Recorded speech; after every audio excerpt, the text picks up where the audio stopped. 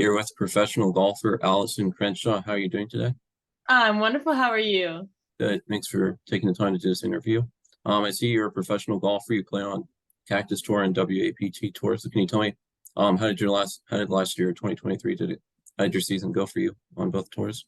Yeah, so I actually turned pro in January of 23. So it was my rookie year, first time for everything. And it was actually, I would say, a ton of fun. A lot of learning, a lot of growth, but a lot of awesome experiences. The Cactus Tour, I played out in the Phoenix, Arizona area, and that was the first tour I played on as a professional. A lot of, again, learning, fun experiences. A milestone for that was the tour that I earned my first professional check on, so that was definitely a highlight. And then the All Pro Tour, I their season started in April, and they're probably, I would say, like the main tour, in terms of, I guess you could say, like mini tour golf, for us female golfers, professionals trying to make it to the upper level tours. And it was also a blast. I made my first professional cut, made so many awesome new friends, and it was definitely just a blast of an experience. I would say I grew and learned a ton. But overall, for the first year, I can't complain. I walked away with a ton of memories, lots of smiles, lots of good times. Yes, this was your rookie year as a professional golfer. So, personally, what did it mean to you to turn pro this year? It meant a lot. Honestly, I have played golf since I was probably 10 or 11 years old, and just playing competitive golf since the age of probably 13 or 14. And I guess for every athlete in every sport, like the dream of becoming professional is always like, a big dream just to have. And for me, it's still surreal to think about it. Like, I sometimes have to pinch myself, like, oh my gosh, I get to play professional golf. Like, I've done it, because it's just something like you work towards, you work towards, you work towards. And so turning pro was an awesome, big milestone. Very, very blessed to be able to say that that goal has been achieved. But then there's so many goals within turning professional that I still want to accomplish and work towards. But it was a blast. And then also I had my mom. She was awesome. She came out and caddied for me for the better part of my first season as a professional golfer. And so it was really special just to have her on the bag too, like the moment that I turned pro, and have her with me. So it was a blast, truly. It means a lot and still does. I also see you've played in Q school before. So describe what is it like to play in Q school and how difficult is it playing in Q school, in August in the heat in California? Yes. Oh my goodness. I should have my dad in here to talk to you about the heat. So I played in Q school for the first time this year, and that is held in Palm Springs, California, towards the end of August. So it Yeah. is hot. Um, my whole family was actually able to come out and watch me play in that, which was really sweet and special. There was a day where I think Palm Springs, they broke their heat record, which they don't have very low heat records to begin with. So I think it was like 115 or 18 degrees that day. And Wow. my dad, he was said, I'll never, I love you. I was walking 18 holes in 115-degree heat to watch you play golf. So that was fun. But yeah, I would say the experience itself is pretty indescribable. It's a lot of pressure, a lot of nerves.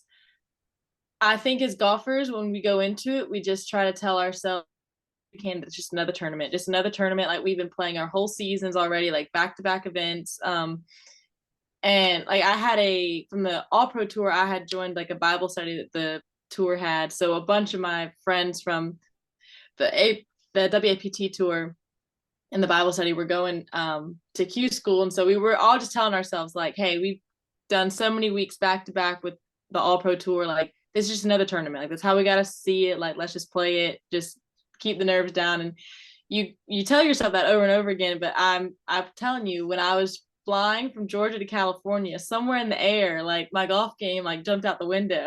And so we went out there a week early.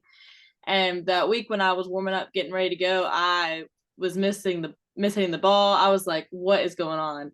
But I was very blessed to have an awesome, just group of people around me. I was able to call my mental coach, and then my caddy, he actually came out early, and just was able to work with me, and we got everything settled in and scored out and ready to go. But it's insane how much, like, I guess the nerves and the tension like surround that tournament, and it we all naturally, like, whether we want to or not, just put so much pressure on Q School. And it is a big event. Like, it, and the end of the day, like, it is what we're all trying to work towards and do well. Like, if we're gonna do well in one tournament for the whole year, we want it to be Q School. But you do, it's just, you have so much talent all around you, and you're playing 3 different courses.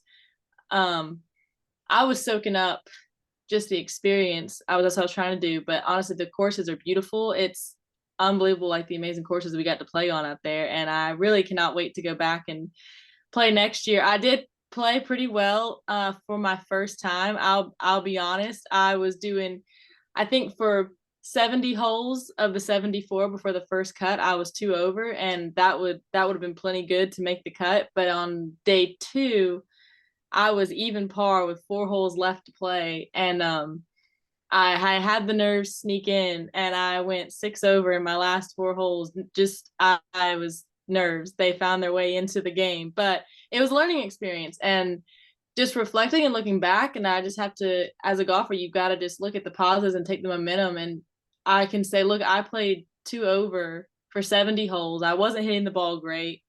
And those 4 holes were nerves. I was like, you got the game. Like, so we just go back to work, take the off season, rebuild, go into the next season, and just go have a blast, and just take just the confident energy and the positives and takeaways from the event. But that Q School is truly indescribable. And I think anybody that wants to play professional golf, if they have the opportunity just to go, just go. Like, even if you might sit at home and think, oh, I don't know if my game is good enough yet, like, it's such a priceless experience, and I just go have fun and soak it up. Like, it's a blast. It's awesome. Nice.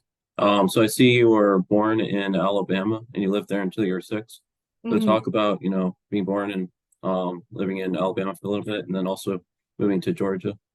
Yeah, so actually I was born in Mobile, Alabama, down near the bay, and I lived there until I was, I think, like 6 months old. And then we moved back to Middle Georgia, South Georgia, which is where my mom's family is from. And I pretty much grew up there until I was around, I would say, like 7 years old, and then we moved up to Atlanta. Um, so when it comes to Alabama, I feel like I have no other ties other than to say I was born there. But it's fun to just say you're born somewhere different, because my whole family is just all Georgia. So before the kids, I'm the youngest of 2, and so my brother, he's born in Tennessee, then I was born in Alabama, and then we all grew up in Georgia. So we all kind of stayed in the South. We just get to say we had the fun claim to say we were born in a different state.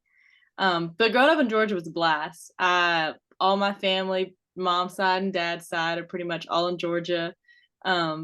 So lots of sweet memories, and Georgia's home for sure. So tell me, how did you get started playing golf and what age did you begin playing?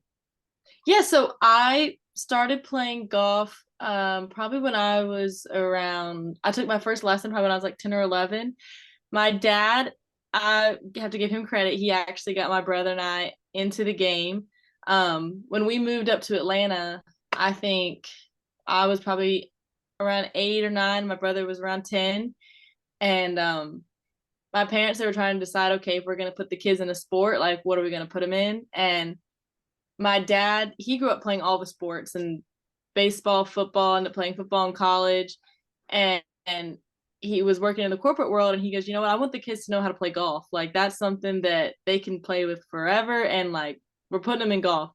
So he gets the credit for putting us in it. And I always like to joke and say, for the longest time, I would tell people that my dad forced me to play golf. I didn't necessarily take to the sport right away, but it definitely paid off in the long run. I love it, and I'm so grateful that he made me stick with it and keep playing. So that's how we all got into golf. Yeah, growing up in Georgia, can you tell me about what was it like for you playing, junior golf, growing up in Georgia? Yeah, so it was actually a lot of fun. Especially being from kind of around the Atlanta area, I think there's a lot of good junior golf talent that I was around and got to interact with. I wouldn't say that I had like any special like standout junior golf career. My brother and I, we both played competitive golf, and so for the most part, my parents were juggling trying to put two kids through competitive golf. So we mostly stuck to just like local events that we were playing in, and but it was a blast. Like every tournament, I think was so well ran. Just the opportunity, like the amount of tournaments that we had to play, just having gone off to college and now I'm professional and meeting girls from all over. It is interesting to learn about the different opportunities that each state has, and I think I was very blessed and lucky to be from Georgia, and just there really is an awesome junior golf opportunity that has formulated in our area that just isn't available other places. So I think it had been a blast, and I mean truly like a lot of the big names now that are doing big things on the bigger tours, like I was able to play with them in junior golf. And then eventually some of my teammates in college, we grew up playing junior golf together, and then we became teammates in college. So it was awesome. Yes. Well, you did have a standout high school career. For Lambert High School, you won 4 consecutive state championships, and 5 of your high school teammates went on to play Division I college golf. So what was it like to win those 4 state championships in high school? And also, can you tell me how good was your high school team? Yeah, so high school was a blast. Like as you mentioned, we were able to do when I was there, we won state all 4 years, and my fourth year, my senior year, it was actually the fifth year in a row for the program that they had won state. So Okay. Lambert was on a roll. Lambert was on a roll at that time. Um, but I would say we were just really lucky. We had a stack team, like as you mentioned, 5 of us went Division 1. I believe when my freshman year, one girl, it was her last year, and then she went and played at Auburn, and then another girl ended up going to Auburn. And then we had girls that went to Mercer and the Navy. And I think the difference is in for Georgia high school for us, we were 7A. I think most teams probably had like one or two girls that could shoot in the 70s and maybe one girl that could shoot like low 70s. Um, and then Lambert, we showed up, and the 4 girls that we brought to state, all 4 of us could shoot in the 70s. So it was just we were so blessed, and it was just stacked talent on the team. Like we just happened to be that school that, and it wasn't even like we were bringing girls in from out of district. Like I think it was just the Lord's blessing. Like we just happened to have a lot of good talent in our area, and there were a lot of girls that were playing competitive golf that were going to the local public school, and it was a ton of fun, honestly. And for me too, being able to walk in as a freshman and have girls that were older than me that had such a better game, like more developed than they were older, and then just to be able to be around that and just continue to grow. I think that was big for my game, just always being able to be around talent that was possibly like a little step above me at the time, so that I could keep growing and keep pushing. So it was a blast. Nice. You started your college career at Daytona State College in Florida. What drew you to Daytona State, and ultimately, how did you end up playing your first 2 seasons of college golf at Daytona State? Yeah, so like I said, kind of going back to when I mentioned like for junior golf, we basically stuck to kind of the local areas, and the recruiting process for golf is um a bit interesting in terms of like usually the bigger schools, there's this tour called the AJGA, which is the Yeah. American Junior Golf, and a lot of like the big schools they recruit off the AJGA, and I think I might have played one qualifier, AJGA qualifier, but for the most part, like I wasn't doing AJGAs. Um, and I had like a couple offers here and there, but I hadn't committed to anybody, and it was January of my senior year of high school, and I was just down playing a tournament in Ormond Beach down in Florida, and the local junior college coach, I saw my name on the list and she reached out, and I never even heard of Daytona State. I was like, what is this? And but my mom was with me. We figured let's just go look. And the school was awesome. And then learning about the golf program, Daytona State does not play any other junior colleges until they get into postseason. So we're playing Division I tournaments in our entire regular season. So Okay. interesting enough, like I actually played in UGA's home event all 5 years of college. Like Okay. that, it was fantastic. So the coach also had 100% record of all of her transfers out went Division I, and we were looking at it, and it was, I didn't have juniors or seniors to compete against for a spot to travel, and she also had a full ride offer, and I said this is a no-brainer. I was like, let's do it. So that's what drew me to Daytona, and if I had the opportunity again, I would make the same decision. It was definitely, for me, that was the best choice for me, for sure. Yeah, well, it seems like it worked out. Can you describe winning the 2018 NJCAA National Championship by 40 strokes as a team? And what was that like? Oh my goodness, that was a blast. What a fun time. Yeah, so that was my freshman year at Daytona. We won nationals, and then I would say it was just a fun experience just to learn and grow. So for me, I my game had developed a lot between the fall and the spring of my freshman year. And in the spring, I started being able to travel more as an individual. And then my scoring average kept continuing to go down. And then the coach said, I'm putting you in for nationals. And the first day, I do not believe that I played well at all, but I had a lot of good support. My coach was encouraging. I had my family out there supporting me, and so everyone was just really encouraging, and I got to settle in, and I played really well the rest of the tournament and ended up finishing top 10 individually, which earned me All-American honors for that year. And then honestly, I don't even think we remembered like necessarily like the leaderboard. I just remember it was so much fun because I ended up getting to watch two of my teammates go into a playoff for first place individually.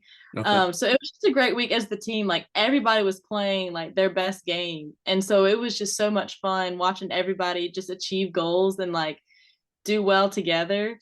So I think that's what kind of made it so special to us. It was, yes, obviously we just like the leaderboard was awesome. We got to take home the trophy, but I don't think personally for me, I was never really taking in the fact that we had like 40 shot lead on the whole field. But it was just a blast. Like I just knew that Daytona was leading and everybody was playing well, and we were out in Arizona just having a blast and just being able to play the sport that we loved. So it was an awesome experience. Nice. So after your time at Daytona State, you went on to play for University of Georgia. What was it like to go from Daytona State to Georgia? And being from Georgia, was your goal always to play for the University of Georgia? Yeah, so transferring from Daytona to Georgia, it was a big one. Yeah. I personally love school. I had this ridiculous idea that I needed to have a 4.0, so like I was always doing my schoolwork and classes. Um, but holy smokes, is there a difference between junior college and a big SEC school? I think I remember the first semester walking in there, I was frazzled dazzled. I think junior college, it almost felt smaller than high school. Like it was school, like classes no bigger than 20. You didn't have TAs, you didn't have any of that. But Daytona was, or Georgia was a whole different world, a whole different ball game. And then the golf team is like, in addition, they had a ton of just more required activity, just a lot more around it, which personally I actually loved the fast pace and the bigger grind. Like that was good for me. I enjoyed just all the high pressure and just the go. But it did take a lot of just adjustment and settling in just to the whole different world of the difference between a junior college and then a big 4 year, because it is night and day truly. um and I would say, ironically, being from Alabama, this is horrible, I should not confess this on recording.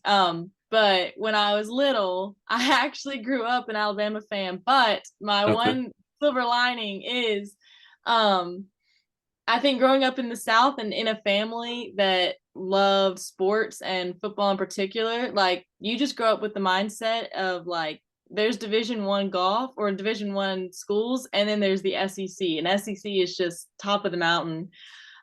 So when Georgia called and said they wanted me to come visit, and then the coach gave me the offer, I was like, this is a no-brainer. This is the SEC. Like, I will go dogs. And now, having gone there, graduated, Georgia, I love them with my whole heart and soul. So, but I knew SEC was definitely, I can't lie and say that it was always Georgia that I had on my number 1 list, but it was SEC was up there, and to be able to have eventually gone to the home state school and played SEC golf, it's fantastic. Nice. And at Georgia, you got to play with fellow Suwanee, Georgia native Jenny Bay. So what was it like to play with someone from your hometown? And did you know Jenny, growing up playing junior golf, or did you just meet her for the first time in college? Yeah, so Jenny and I knew of Jenny. She's I think 2 or 3 years younger than me, so we didn't do Okay. cross paths too much when we were junior golfers. But I did know of her, so we definitely got close when we became teammates.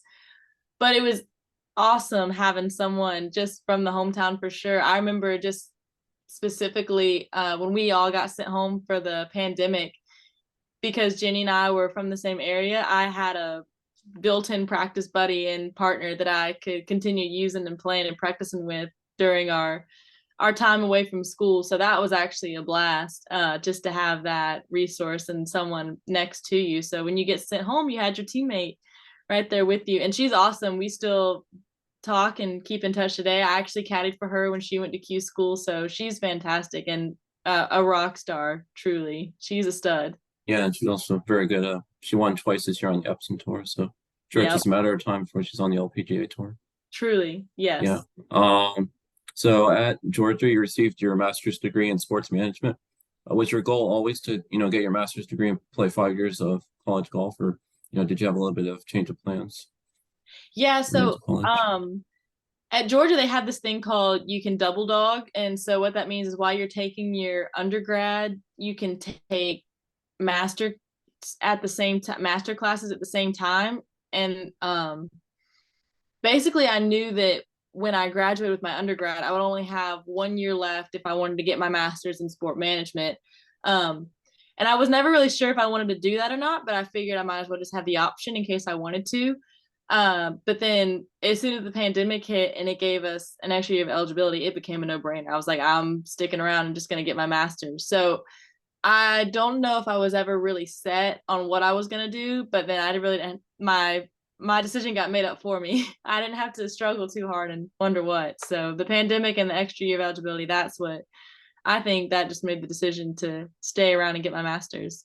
Nice. So I believe it was in college, but this is a unique story. Can you tell me about the time your mom mailed you her chicken casserole in the mail while you were in college?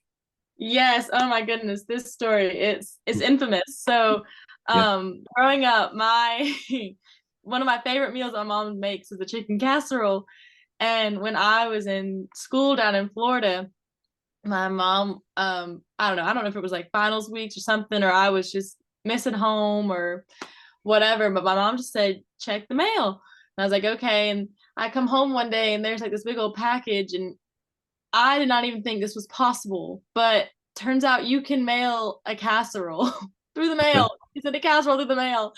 And I opened up this package and my mom had shipped me chicken casserole through the mail. And it was like the greatest day ever. And so that night, it was a big old casserole. So we in Florida, I we lived in apartments with our teammates. And so I told all my teammates, I was like, dinner's on me tonight. We're having chicken casserole. Nice. So yeah, that was a top tier moment in college. Nice.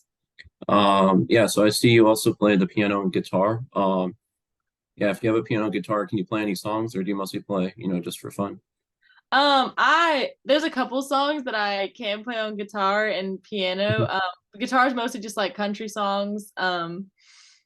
And yeah, but it's mostly truly just for fun. It is enough. Like I can sit down, and if you give me a guitar for 5 minutes, I can make people think that I know what I'm doing, and they'll be like, "Man, she's good." But then after the 10 minutes is up, you've heard everything I know how to play. So it's nothing super Nice. impressive. I do just love Mhm. messing around and playing with it. My mom, she is incredible on piano. So I just kind of just dabbled and learned a few things, and then the guitar, I just got into it. But it's really just when I'm sitting around and I want something to do, I'll just try to play a little song here or there. So it's definitely just a little hobby that I have. Nice. So yeah, my final question is next year, will you mostly, play on the WAPT tour and the Cactus tour? And do you have some goals for your golf career? Like, do you have a 5-year plan where you see yourself, in 5 years from now with your golf career? Yeah, so the plan is to go back for Cactus Tour and WAPT Tour Nice. coming year. Oddly, so an interesting fact, because I played Q School this past year, I believe from what I understood from my fellow players on the WAPT, I now have like an EPSA membership. So the better I play in WAPT, I can get kind of like, I think in some form, like points to be able to qualify for maybe some Epson events or maybe some guaranteed Monday qualifiers. So Oh, hopefully nice. here I'll get to have an experience and play in a couple of those, and have, even if it's just a Monday, just to have some experience going to like an Epson event and atmosphere. Um, but yeah, mostly it's just gonna be taking my experience from the first year and putting it into this year and just trying to grow and just do better, and just continue to just strive and make strides in my game. 5-year plan. I do have some long-term goals. So the dream is still to earn LPGA card Yeah, and sure. make it to the top level. And honestly, I tell myself that as long as I still have this like burning desire to want to play golf, and Lord willing, I'm able to continue to find the ways and the resources to keep chasing my dream. Um, I'm just gonna keep playing because I love it. I mean, I tell people all the time, I'm as poor and as happy as I've ever been. It is rough. It is not the most glamorous job when you're trying to make it. It's a lot of investment. Um, but I just want to keep soaking this up. I love every second of it. I love that God's given me the opportunity to keep playing this awesome game that I love. I love the competition. I love the people that I've gotten to meet. So I just want to keep going, and I want to just keep trying to see like how far my game can take me. Like what can I accomplish? What more can I do? And even if it's, I don't even know, I never make it to LPGA, but I can win 4 events on the WAPT and make a Monday qualifier and an Epson tour. Like what are the different achievements that I can try to dig up and round up before my body gets too old to let me swing a club. So that's really my goal, honestly. And people say all the time, I think honestly, realistically, I mean, unless plans change otherwise, like definitely 5 years. People always say, like, how long are you going to give yourself to try to make it? That's always a question gets thrown around. And I mean, I think realistically, like, I'm not putting a time frame on myself, but I mean, at least 4 years, 5 years, like just go play and go try. It's hard to make it. There's a lot of little factors that go into it. And I think one of the big factors is kind of how we talk about Q school. Like, you get one chance a year to try to do it. And I mean, golf is a finicky game. You play like one day you walk out and your game's there, and the next day it's gone. So it's one of those things that can be you play so well all year, but then that one week of Q school, you might not have your game, and it sets you back like a whole year. So you gotta just take it with a grain of salt and just keep playing, keep having fun. Um, so that's my goal, is just to keep soaking up the experience and the opportunities that I have been blessed to be given and provided, and just keep playing golf because I truly love it.